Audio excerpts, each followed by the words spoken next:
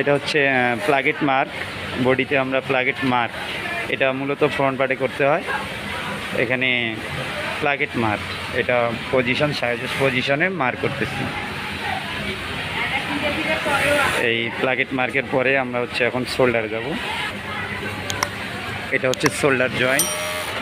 এটা মূলত ওভারলকে করা হয়, এটা অটো মেশিন না হলে আমরা বাংলা মেশিনে করি। এটা শোল্ডার জয়েন্ট।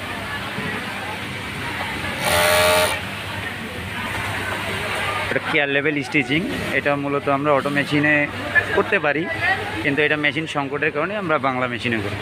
এটা হচ্ছে লেভেল, কেয়ার লেভেল জয়েন্ট।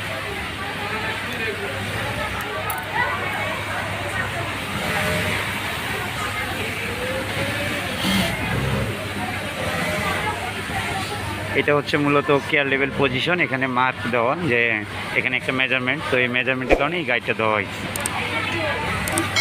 এটা হচ্ছে প্লাগেট মার্ক। প্লাগেট এখানে সাইজ করা আছে, তো আমরা সাইজ হচ্ছে এখানে একটা মার্ক করে নিচ্ছি। সাইজ হচ্ছে এখানে সাইজ হচ্ছে একটা মেজারমেন্ট থাকে, এই মেজারমেন্টে আমরা প্লাগেটটা মার্ক করছি। তো মার্কের পরে এই হচ্ছে আমাদের প্যাটার্ন, তো এই প্যাটার্নে মার্কের পরে এই, তো এটা এখন আমরা এই দুই সাইডে হচ্ছে স্টিচ দেবো, রুলিং করব। এটা হচ্ছে প্লাগেট রুলিং, আমরা এই মার্কের দুই সাইডে সেলাই দিই।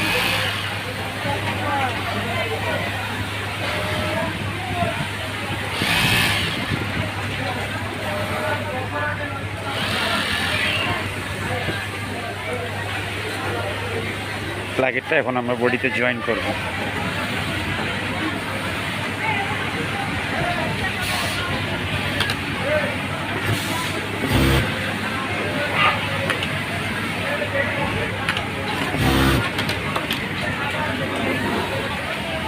এই হচ্ছে আমাদের প্লাগেট জয়েন। এখানে প্লাগেটটা জয়েন করতে পারছি আমরা। এখন এখানে যেহেতু স্টাইপের কাজ, তো এখানে আমরা অবশ্যই স্টাইপটা ম্যাচিং করে দিছি, একটার সাথে আরেকটা স্টাইপ মিলাই দিছি। এখানে একটা 116 সেলাই দেবো এখন আমরা। এটা বলা হয় প্লাগেট 116। তো যেহেতু আজকে আমরা এই বেসিক পোলোর একটা লেআউট দেখাবো, এই জন্য এখানে এই প্লাগেটটা দেখাইতেছি। অন্য আরেকদিন আমরা টি শার্টের লেআউট দেখাবো ইনশাআল্লাহ।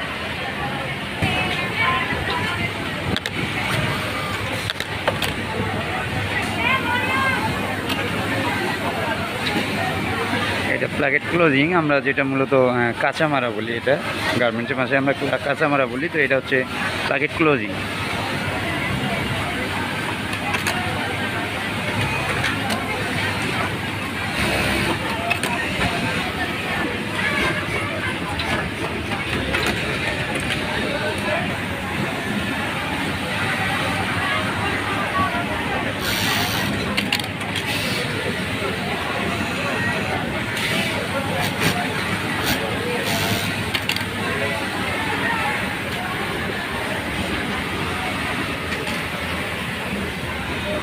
এটা মূলত আমরা প্যাটার্ন টপসিন বলি। তো এটা প্যাটার্ন টপসিন, এখানে মূলত একটা মেজারমেন্ট আছে, যে মেজারমেন্টটা এখানে আমরা মেশিনের সাথে 2 cm দেওয়ার পরে এই প্যাটার্ন টপসিনটা দিছি, সাথে একটা 116 দিয়ে দিচ্ছি।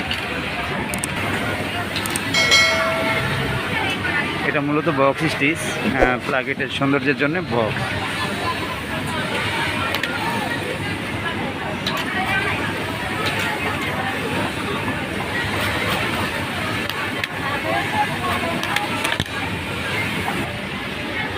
তো এটা আমরা বক্স স্টিচ করলাম। তো মূলত হচ্ছে এই পলো শার্টের জন্য আপনার প্লাগেটের মেইন হচ্ছে সৌন্দর্য, এটার জন্য এটা এই বক্স।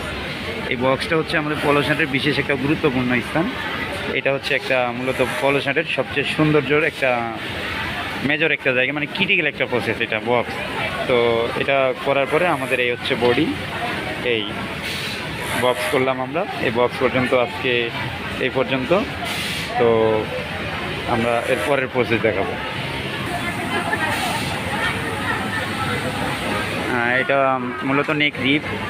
এটা বেসিক পোলো হওয়ার কারণে এটাতে কলার নাই, তো এটা রিপ জয়েন্ট। তো এটা হচ্ছে রিপটা আমরা সার্ভিসিং করতেছি।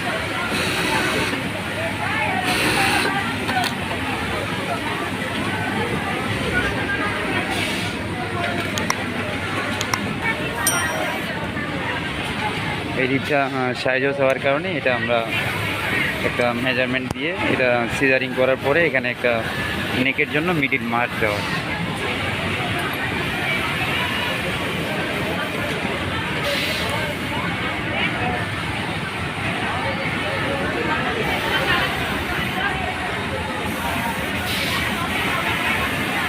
এই নেকটা এখন আমরা এই বডিতে জয়েন করব।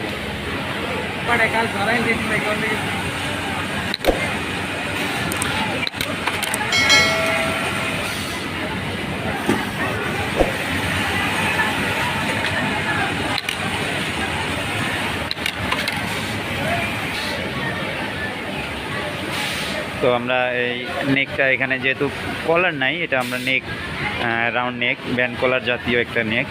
তো এটা আমরা এখানে প্লেন মেশিনের মাধ্যমে একটা টাক দিচ্ছি। তো টাকের পরে এখানে হচ্ছে মূলত যে লক্ষণীয় বিষয় যেটা, সেটা হচ্ছে এখানে মূলত স্ট্রাইপটা এই বিশেষ করে খেয়াল রাখতে হয়, এই স্ট্রাইপটা যেন 100% মিল থাকে। তো এটা এখন আমরা এই কলারটা, এই রিপটা আমরা ওভারলকে জয়েন করব। এখানে একটা ওভারলক মেশিন ব্যবহার করব আমরা।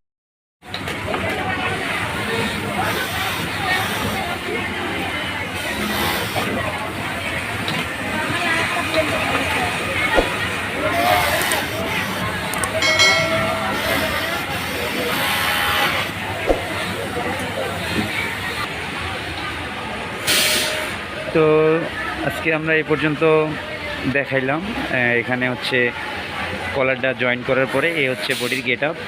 তো যাই হোক, মোটামুটি বডির গেট আপ অনেক সুন্দর আসছে। এই হচ্ছে পজিশন বডি। তো আজকে ভিডিওটা বেশি লং হবে বিদায় আমরা এখানেই শেষ করতেছি। আজকে এটা প্রথম পার্ট থাকলো এই পর্যন্ত। এরপরের থেকে আমরা বাকি প্রসেসগুলো দ্বিতীয় পর্বে দেখানোর চেষ্টা করব ইনশাআল্লাহ। তো সবাইকে ভিডিওটা দেখার জন্য ধন্যবাদ। আর পরবর্তী ভিডিওর জন্য আপনারা যদি কমেন্ট করেন, আপনাদের কমেন্টের উপর ভিত্তি করে আমি দেখব যে আসলে পরের পর্ব দেওয়া যায় কি না। আপনারা যদি কমেন্টে চান দ্বিতীয় পর্ব, তাহলে আমি দ্বিতীয় পর্ব দেবো ইনশাআল্লাহ। সবাইকে ধন্যবাদ। আসসালামু আলাইকুম।